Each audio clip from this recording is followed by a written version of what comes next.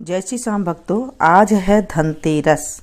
कार्तिक के महीने में दिवाली के 2 दिन पहले धनतेरस आती है, लेकिन तिथि के अनुसार आज धनतेरस आई है, तो आज हम धनतेरस की कथा सुनेंगे। कार्तिक लगने की तेरस को धनतेरस कहते हैं। धनतेरस के दिन एक मिट्टी का दीपक जल लेकर के आते हैं और बाद में रात को जब खाना खा लेते हैं उसके बाद औरतें दीपक का पूजन करके और दीपक में तेल डालकर फिर उसमें बत्ती जलाते हैं। कईयों के 4 बत्ती डालकर एक कोड़ी को छेद करके दीपक में जलाते हैं और कईयों का रोली का छींटा दे करके और जल का छींटा दे करके चावल 4 सुहाली जो बनाई होती है दिवाली के लिए, थोड़ा सा गुड़, फूल, दक्षिणा और धूप रखकर पूजा करते हैं। 4 फेरी देकर बाद में दीपक उठाकर अपने घर के आगे रख देते हैं। सुबह दीपक में से कोड़ी निकालकर वो अपने घर में रख लेते हैं। यदि धनतेरस के दिन आपके घर में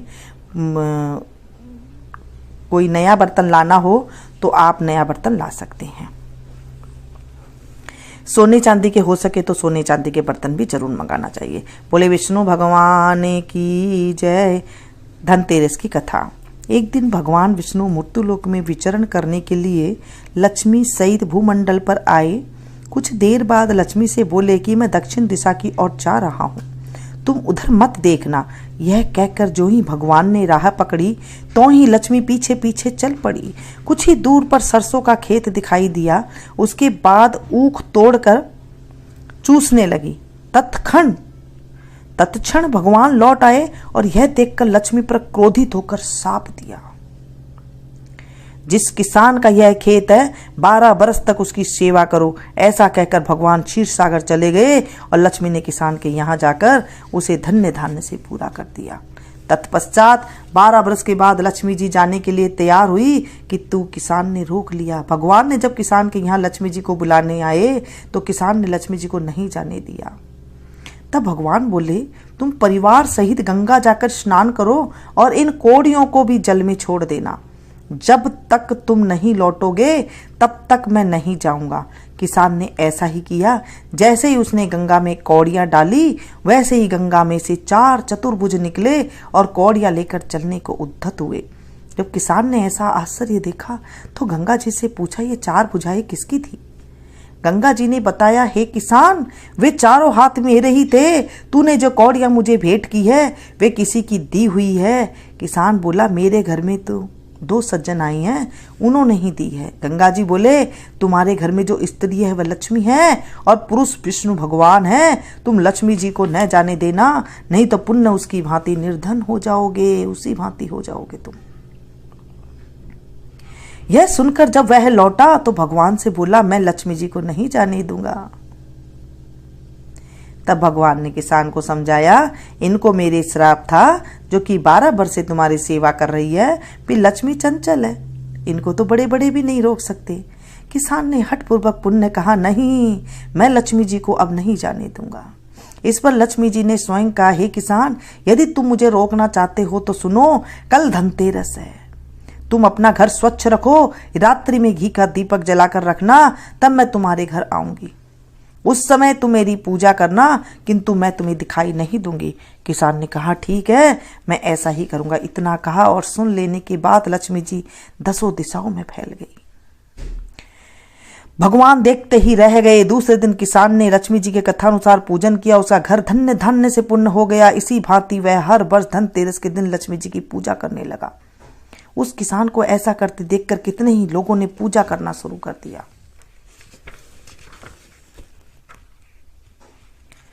और उसके बाद सभी के घर में जो है धन्य धान्य होने लगे।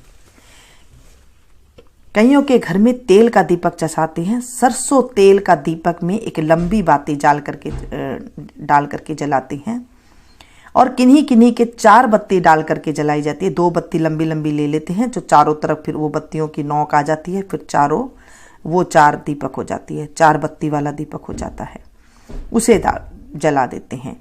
दक्षिण की तरफ रखते हैं दिए को, जहां दक्षिण दिशा होती है वहां पर रखते हैं दिए को। नीचे कुछ, आप दिए के नीचे कुछ जरूर कुछ डाल दें, चावल के दाने डाल दें, खील पतासे डाल दें, जो भी डाल दें वो नीचे डाल करके फिर दिए को रख करके फिर वहां पूजा रख करके आ जाते हैं। ऐसे होती है धनतेरस की पूजा। और धनतेरस की पूजा को अल्प मृत्यु ना हो। देखो मृत्यु तो इस संसार में सभी की होनी है, सभी आए हैं सभी जाएंगे अपना अपना रोल पूरा करके, लेकिन जैसे एक्सीडेंट हो जाते हैं या फिर अचानक मृत्यु हो जाती है, वो मृत्यु नहीं होती है जब हम धनतेरस के दिन जब हम पूजा करते हैं।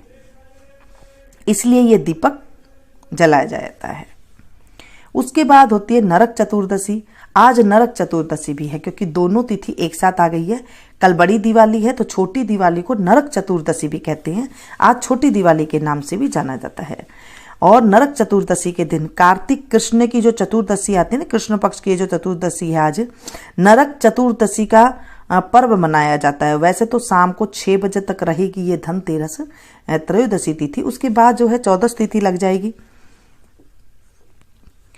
चतुर्दशी का पर्व मनाया जाता है। इस दिन नरक से मुक्ति के लिए प्रातः काल तेल लगाकर और जो है उपटन लगाते हैं। आटा, गेहूं का आटा होता है वो ले लेते हैं और उसमें थोड़ी सी हल्दी, तेल, पानी डाल करके और वो पूरे शरीर में लगा करके करते हैं। पहले तो जब हम छोटे थे ना तो पट्टा, लकड़ी का पाटा लेते थे, अब तो सब प्लास्टिक का लेते हैं।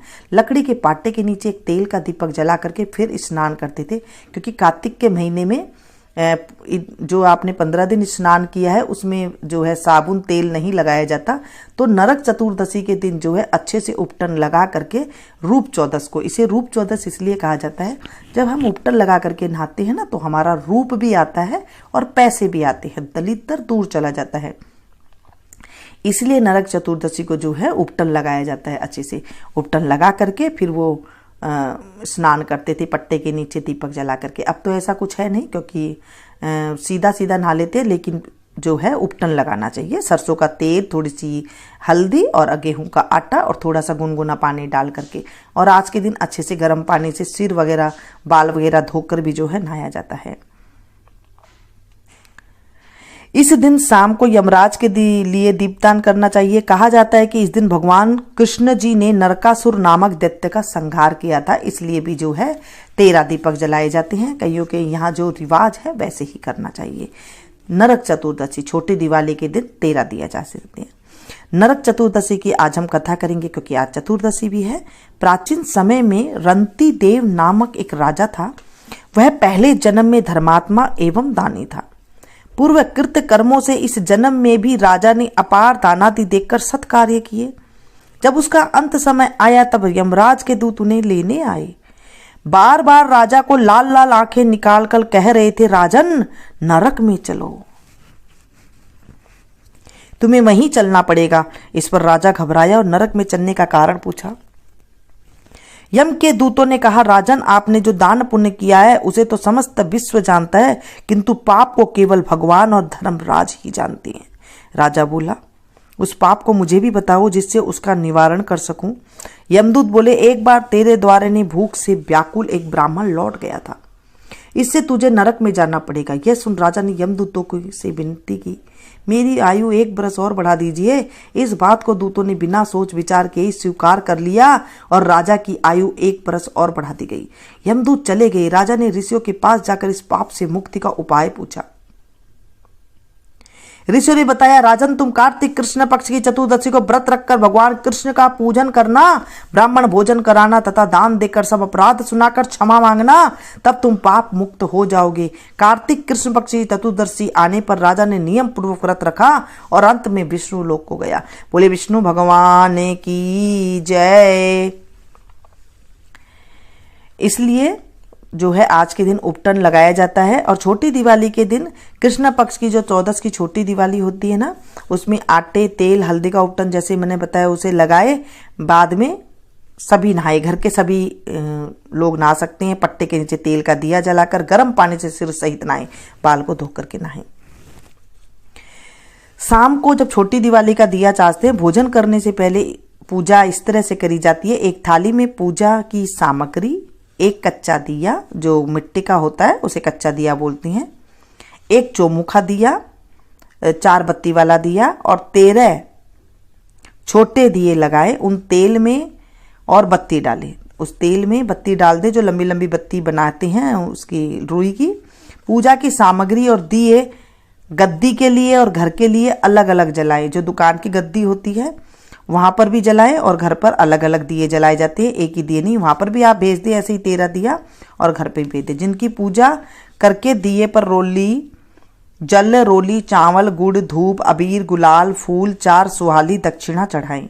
शाम को पहले गद्दी की पूजा करें, बाद में घर आकर पूजन करें। सारी सामग्री चढ़ा दे। घर पर भी इसी प्रकार पूजा करने से बाद सारे दीपक जलाकर सब कमरों में रखें। रसोई में, चौक में, सीढ़ी पर और गणेश जी व लक्ष्मी जी के आगे भी रखें। धूप दीप करें और इस तरह से छोटी दिवाली के दिए जलाए जाते हैं। सबके अलग अलग रिवाज होती है। अगर आपकी कोई और रिवाज है तो आप उसी तरीके से ही करें, दूसरे तरीके से ना करें, क्योंकि सबकी पूजा देवी देवता, कुल देवता, इष्ट देवता अलग अलग होते हैं। जैसे आपके घर में बड़े बूढ़े करते आए हैं उसी तरीके से ही करे। ऐसे नहीं कि आपने जहां देखा वैसा रिवाज कर लिया, जहां देखा वैसे रिवाज कर लिया। तो इस तरह से जो है आपके जो बड़े बुजुर्ग होते हैं, कुल देवता इष्ट देवता होते हैं, फिर उन्हें पूजा नहीं लगती है।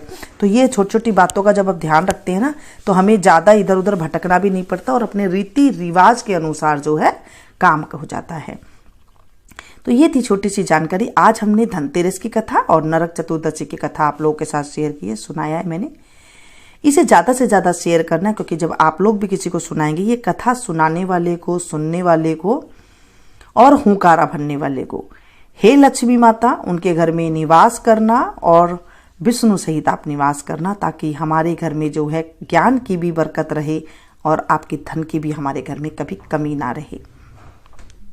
और इस कहानी में जो भी भूल चूक हो गई है तो उसे माफ़ करना, हमें माफ़ करना।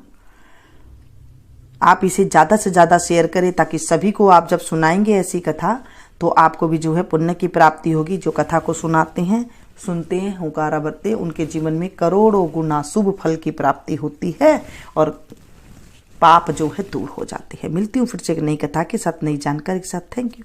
अगर आपका कोई क्वेश्चन है तो आप कमेंट्स बॉक्स में जाकर के पूछ लीजिएगा, उसका भी मैं आपको आंसर दे दूँगी। Thank you.